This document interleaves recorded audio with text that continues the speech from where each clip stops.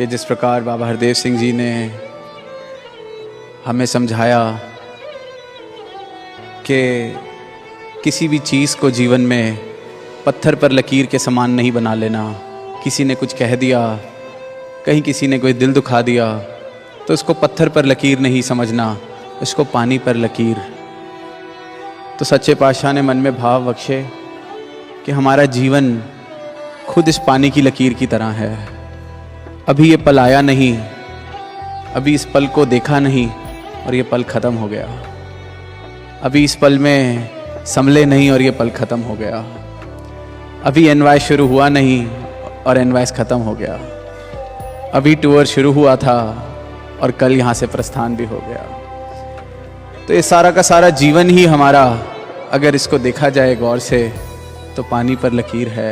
एक एक पल, इस पल का एहसास होने से पहले ही ये पल ख़त्म हो जाता है।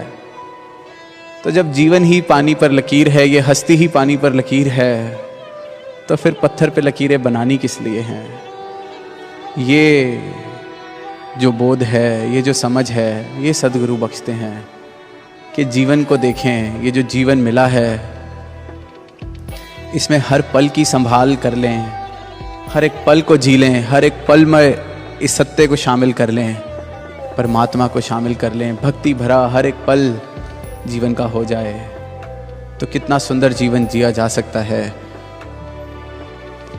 और यही हमारी हस्ती है, यही हमारा जीवन है, शुरू होते ही ख़त्म। इसके अंदर कहाँ से फिर हम इन बंधनों में, इन मुश्किलों में पड़ जाते हैं कि पानी पर लकीर के समान जो जीवन मिला है, उसमें हम पत्थर पे लकीरें बनाने लगते हैं। तो कॉन्फ्लिक्ट, जो आज एक शब्द सुना हमने, या एक तकरार या एक रंजिश, ये तो बनी ही रहेगी, क्योंकि पानी पर लकीर जैसा जीवन मिला और हम पत्थर पर लकीरें बनाए चले जा रहे हैं, बनाए चले जा रहे हैं। अगर सीधा पत्थर से पानी पर नहीं आ सकते तो अपने जीवन को हम कम से कम रेत जैसा पहले बनाएं, क्योंकि उस पर भी इतनी देर नहीं वो लकीर टिकती जितनी देर पत्थर पर टिकी रहती है। अगर पानी पर सीधा बनना मुश्किल लग रहा है तो हम रेत कम से कम बन सकते हैं कि पानी की लहर आएगी, उस लकीर को मिटा जाएगी। सदगुरु के दर्शन करेंगे, वो लकीरें मिट जाएंगी। लेकिन अरदास करें इनके चरणों में कि जैसा जीवन आप चाहते हैं हमारा वैसा बने, कि हम भी ये हर एक पल की संभाल कर सकें, हर एक पल का ख्याल कर सकें। कभी बस हल्का सा ही रूखा किसी को कहा था और जीवन भर ताउम्र एक रिश्ते से हाथ धो बैठते हैं। कितना इतिहास हमने पढ़ा है, देखा है कि एक छोटी सी गलती और वहाँ युद्ध के युद्ध हो गए।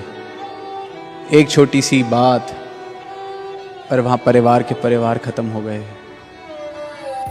One moment of uncontrolled anger, one moment where someone lost their cool and they lost everything। कितना देखा है, अक्सर देखा है। हर एक पल की संभाल, हर एक पल में क्या कर रहे हैं। इसलिए बार बार कहा जाता है कि श्वास श्वास सिमरो गोविंद, कि हर श्वास में जब इस परमात्मा का, निरंकार का, सतगुरु के चरणों का ध्यान रहेगा, तो हर श्वास में, हर पल में सिर्फ प्रेम ही बहेगा। ये चेतनता बनी रहेगी कि कोई ऐसी भूल ना हो जाए कि शायर की फिर वो पंक्तियाँ कहीं मेरे जीवन पर ना लागू हो जाएं कि ये जब्र भी देखा तारीख की नज़रों ने, कि लम्हों ने खता की थी और सदियों ने सज़ा पाई, कि ये गलतियाँ तो लम्हों में ही होती हैं, कि लम्हों ने गलतियाँ की थी और सदियों ने सज़ा पाई। और यही जीवन का हाल है। कई बार एक छोटी सी गलती ताउम्र उसकी भरपाई नहीं हो पाती। छोटी सी गलती भाई भाई के बीच, बाप बेटे के बीच, परिवारों में, मित्रों में, दोस्तों में, वर्क प्लेसेस में। आज दुनिया का भी यही हाल। ये जो बात हम सुन रहे हैं कि जल रहा है ये संसार, तो वो आग तो एक छोटी सी चिंगारी से उस पल में ही लगती है, और उसकी भरपाई करते करते पूरा पूरा जीवन भी कभी कभी कम पड़ जाता है। लम्हों ने खता की, सदियों ने सज़ा पाई। और ये इतिहास गवाह है, यही इन पंक्तियों में भी लिखा कि ये जब्र देखा तारीख की नज़रों ने। ये इतिहास ने विटनेस किया है कि लम्हों ने खता की और सदियों ने सज़ा पाई। तो हर एक पल की, हर एक लम्हे की संभाल हम कर सकें, हर एक लम्हे में इतनी चेतनता के साथ जी सकें, इतने पक्के एहसास के साथ इस परमात्मा के कि मैं ये मनमत वाले रास्ते पर भूल कर भी ना चल पाऊं। हर एक पल में जब कुछ करें और इस सत्य को शामिल कर लेंगे तो कुछ करते वक्त फिर ये कर्ता भाव भी नहीं आता, क्योंकि जब इसका एहसास है निरंकार का, परमात्मा का, तो मुझे इस बात का भी एहसास है कि मैं करने वाला कौन हो सकता हूँ। तो दास अंत में यही कहना चाहेगा कि ये जीवन जो मिला है, ये जो सुंदर नज़ारे हमें जीने को मिलते हैं, आज ये जो सुंदर नज़ारा बना है, ये जो ब्रह्म ज्ञान जीवन में आया है, ये जो जीने की कला सदगुरु पल पल पर हमें सिखा रहे हैं, इनको छोटी छोटी बातों की वजह से कहीं गंवा ना बैठें। ये जो साथ संगत का परिवार हमें मिला है, ब्रह्म ज्ञानी संतों का साथ हमें मिला है, ये किसी छोटी छोटी बात की वजह से इससे हम दूर ना हो जाएं। किसी ने कुछ कह दिया, किसी का कुछ कहा हुआ बुरा लग गया, मैं अब नहीं आऊँगा, उसमें नुकसान सिर्फ मेरा अपना है। और ये जो इतना खूबसूरत नज़ारा, हम भी ख्याल रखें, कभी कोई ऐसी छोटी सी बात सामने आ भी गई तो ज़रूरी नहीं है मुंह से उसको निकाला जाए, किसी का दिल दुखाया जाए। और ये कला जो सीख लेता है वो जीवन के नज़ारों को और खूबसूरत बनाने में मदद करता है। इसी टूर पर एक शायर की पंक्तियां दास ने पहले कहीं और आज दोहराना चाहेगा कि नज़र नवाज नज़ारा बदल ना जाए कहीं, ज़रा सी बात है मुंह से निकल ना जाए कहीं।